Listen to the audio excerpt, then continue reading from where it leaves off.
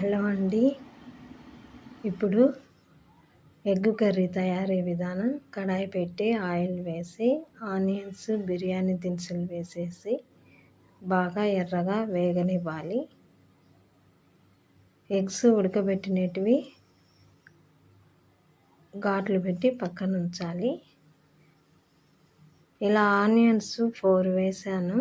4 వేగిన తర్వాత పచ్చిమిరపకాయలు 2, టమాటోస్ 4 వేసి సన్నగా కట్ చేసి వేసి స్మాష్ అయ్యే వరకు బాగా వేయించుకోవాలి.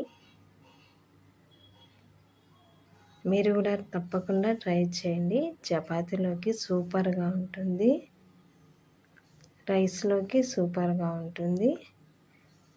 మూత పెట్టేసి కలుపుతూ వేయించుకోవాలి. మీడియం ఫ్లేమ్లోనే పెట్టండి. ఇలా టమాటోస్ స్మాష్ అయిన తర్వాత 1 స్పూను అల్లము, వెల్లుల్లి, కొత్తిమీర 3 కలిపి మిక్సీ వేసాను. 1 స్పూన్ వేయాలి. 1 స్పూన్ వేసి పచ్చివాసన పోయే వరకు వేయించుకోవాలి.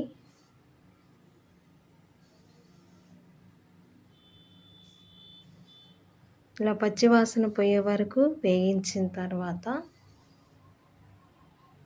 2 స్పూన్ల కారము, 1/2 స్పూన్ పసుపు, 1 spoon salt, 1 spoon garam masala, 1 spoon ధనియాల పౌడరు వేసి బాగా కలుపుకోవాలి.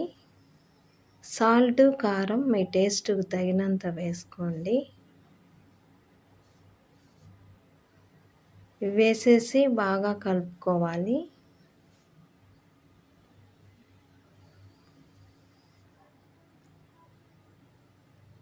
బాగా కలుపుకొని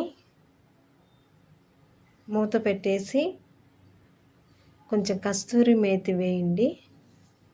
కొంచెం కలిపిన తర్వాత కస్తూరి మేతి కొంచెం వేసి కలిపి మూత పెట్టేసి ఆయిల్ పైకి వచ్చే వరకు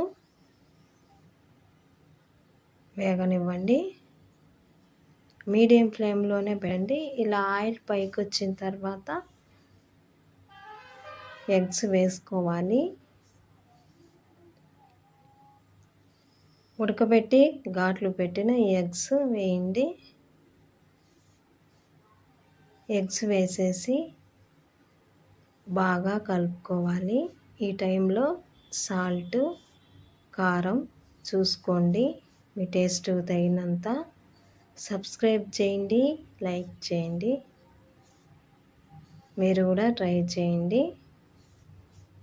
ఈజీగా చేసుకోవచ్చు. అప్పటికప్పుడు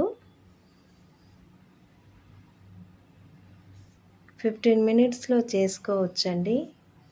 కొంచెము ఇంగువ వేయండి లాస్ట్లో. మంచి స్మెల్ ఉంటుంది, చెడిపోకుండా ఉంటుంది.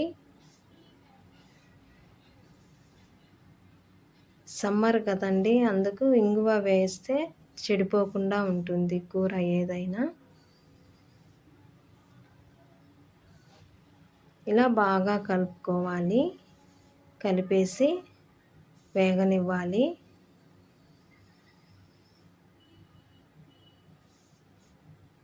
అంతేనండి, ఎగ్ కర్రీ రెడీ అయిపోయింది. వేడి వేడి చపాతీలోకి సూపర్గా ఉంటుంది. పరోటాలో, పూరీలో తినవచ్చు. Thank you for watching. Thank you అండి.